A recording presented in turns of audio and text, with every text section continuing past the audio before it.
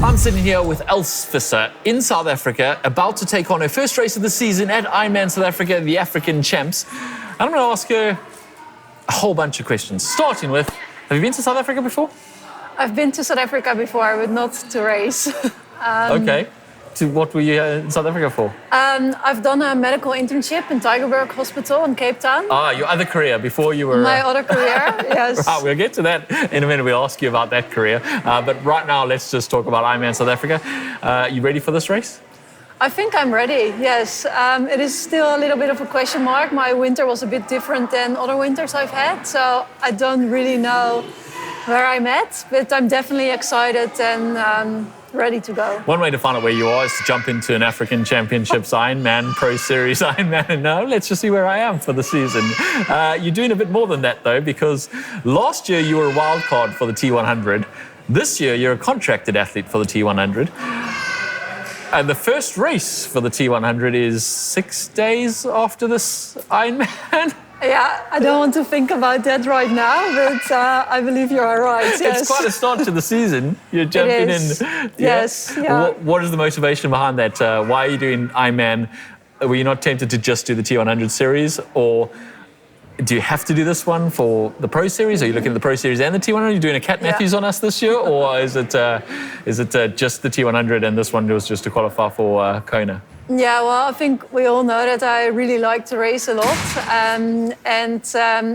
I'm like super grateful to have a T100 contract and to be part of the series, and I will like absolutely give my best during the series. But I also think that in the end my strength is more in the Ironman races, and I will do better over the longer distance. So I will definitely also like race a lot of Ironmans this year, and of course it will be like really nice to qualify early for Kona. So that's one of the reasons that I'm here. Okay, just pulled in every direction this year, aren't you? Okay, you say you race a lot. I'm just going to give you a bit of perspective on what Els means when she says she races a lot. Last year you did 16 long course races, of which 5 were full distance, including back-to-back weekend podiums at both Roth and Ironman Pretoria on back-to-back weekends. In fact, 3 wins, 6 podiums out of those races, and out of 16 races, only 1 DNF, and that was at the Ironman World Champs in Nice. Mm-hmm. Are we doing the same again this year? I mean, you're starting the right way, doing back-to-back races. Is that the plan again, 16 races? Well, I don't really plan, but in the end, I think like if I do the T100 and the Ironman series, it already like comes to like 10 races and maybe a few outside the series, but 16 was like very extreme. I'd say, yeah. Well, okay, at least 10, maybe not 16 this year. Do you think, I mean, do you look back at last year and think maybe if I had done a couple less, it maybe would have ended the season better, maybe not the DNF in Nice, or do you think that was the best? I mean, on one hand, you could look at it and go, I'm out of one or two more races. On the other hand, you look at it, last year was pretty successful, and you've got a T100 contract this year out of last year. So maybe you would do it again. Which way would you lean? I think it was more challenging for the mind than actually like physically, and like all the time, like the traveling, organizing myself, having that super focus again, the concentration to constantly have that push on your mind and body in a race. So I found it like mentally maybe harder than like the impact it had on my body. But then meanwhile, I also found it was just like an extreme self-challenge last year, and a really way to test myself, to test my limits. And it feels that, I learned like so many lessons last year, and I think it just like gave me just like a lot of experience, and helps me a lot like further, and gives me life lessons as well.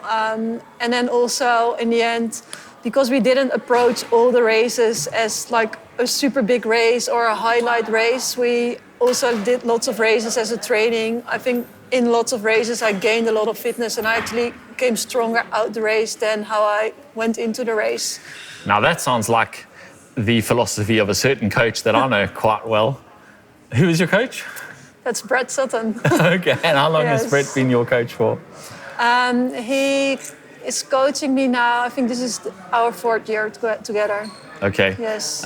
Well, yeah. That's definitely his philosophy. You can use races as training to get you fitter for the next race. And you might get a podium while you're training, which is brilliant. Yeah. It's great when it works. It can be pretty tiring. On the flip side, though, you never have long periods of 3-4 months where you have to focus on training and keep your motivation high. You're always on to the next race. It's always in 3-4 weeks' time. Yes, and then also I find it like quite nice sometimes because all the time when I had a race, you still like have a couple of days rest before leading into a race, and then also after the race you recover for a couple of days. So that also sounds like a Brett Sutton philosophy, where you go to races so you can get a break from the really hard training. Yes. Yeah, sounds familiar. Bringing back a whole bunch of memories. Okay, let's talk about. Let's go way further back and how you got into triathlon. Not the normal route. Where did you do your first triathlon? There was a sprint triathlon in Amsterdam in 2016 when I was 26 years old. So yes. Yeah, like I say, not the normal route. You didn't start when you were 16 or anything. You have a crazy backstory. We won't recant the whole thing, but some people will know it. Some people watching will not know it. So can you tell us a little bit about it in 2014? Yeah. I went to Indonesia to do a medical internship on Bali in gynecology and obstetrics. And then afterwards, I did some traveling around, which I did before here in South Africa as well. And then with 1 week to go, I decided to make a nice boat trip, a 4-day trip. But then on the second night, we were like making water. We were like in super extreme weather conditions. So there was a hole in the boat we were making water. And the problem was that our boat was so simple and we were that far in the ocean that we couldn't like reach out to people and no one knew that we were there in the middle of the night. So waited the whole night, had to wait till sunrise. And when the sun came up... When you say you waited? Yeah. You sat on a boat? Well, I was surviving and it was like, yes, definitely like the most terrible... The boat had sunk? Yes, so the boat had sunk, but the balcony and the roof was still kind of floating a bit above the water. So we were like kind of, half of us were like sitting on the roof of the boat. We had like one tiny lifeboat placed for 6 people, but we were at 25 total. And the rest was just like hanging around and in the ocean. And it was rotating. Sometimes you were on the roof of the sinking boat, sometimes in the little lifeboat. Other times you had to be in the water. And we did that for the whole night, and it was like freezing cold, and there was like wind, the waves were like super high. We couldn't see anything, it was like pitch dark. So that was definitely like super, super scary. Yes. And how did you get rescued? I decided to swim towards that island together with like 4 other people. And in the end, after about, I think, 8 hours of swimming, I reached the island just with the lady from New Zealand, with Gayleen. But it was a volcanic island, no people there, inhabitant, slept there for a night. And then the day after, a boat was passing by and we could like gain their attention and were rescued. What a story. It's incredible. You can dig a bit deeper into it. We won't go into it now. If you want to find out their backstory, you can definitely find out more about it. I do have a question though, which brings us back to this race. The sea here is not exactly friendly. It's a tough swim. What feelings do you have going out there on race morning into the ocean swimming? Do you have any kind of anxiety, flashbacks, anything like that you have to deal with? Or is that kind of something that you've come to terms with as a pro? I definitely have anxiety in the open water. And also if you see me swimming in the pool and then in races, it's just not like translating my swimming to the pool as in the open water. And sometimes we really try to pick the right races for me, like when the water is flat, when there are no waves, just like calm, easy like swims. But it doesn't like take away that doesn't mean that I don't race like the harder races for me. But it's always like a challenge, but I try to accept it and just give my best and accept maybe that there will be some anxiety and I have to bike and run harder. All right, Els, but you're also got another career. You're a doctor, a PhD, am I right, in surgery? Did you practice as a doctor, or was it just research-based?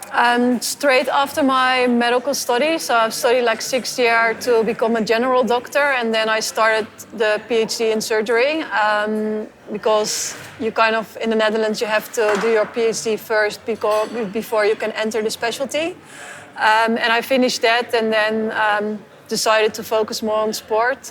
But the next phase would be like more in practice and to really, So you are, perform. is that the next step when you've finished all this crazy racing, 16 races around the world? Are you going to go back to that? Yeah, well, to become a full surgeon, it's another like 10 years of study. No more wasting your time doing triathlons. You better get to it. Yes. Yeah, I shifted now more towards like public health, prevention of medicine, and I also noticed now being an athlete, you kind of like build a platform as well, and we all as athletes we really inspire other people with like what we are doing, being professional athletes. And for me, it's a great mission to combine both professions, and hopefully I can just inspire people to have active lifestyles, pay attention to nutrition, and in the end, live happier lives. Awesome. Where do you do most of your training? I mean, or do you just race? In the last couple of years, I spend a lot of time in Switzerland, in St. Moritz, in summertime. In the winter, Australia and New Zealand. Okay. But this winter has been a bit different, that I trained at home, and I really enjoyed it as well in the Netherlands. Through the winter. Yes, through the winter, yes. But even though like the days were short and it was like grey and dark and rainy, I was just so happy to wake up in my own apartment and not live out of my luggage and be in a hotel room. Well, you're on the road again now, Yes. and on the road for a while, I guess. We're going to wish you very good luck. Thank you so much for joining us to discuss your career. We'll be watching you this weekend and the following weekend to see how they go. We wish you luck for both of them, particularly this weekend and the IRONMAN South Africa race. And of course, for the rest of the season. Thanks for joining us. Thank you, James. If you guys have enjoyed this video, hit the thumbs up button. Don't forget to subscribe to GTN so you don't miss the rest of our videos. We'll bring you some more pro interviews soon.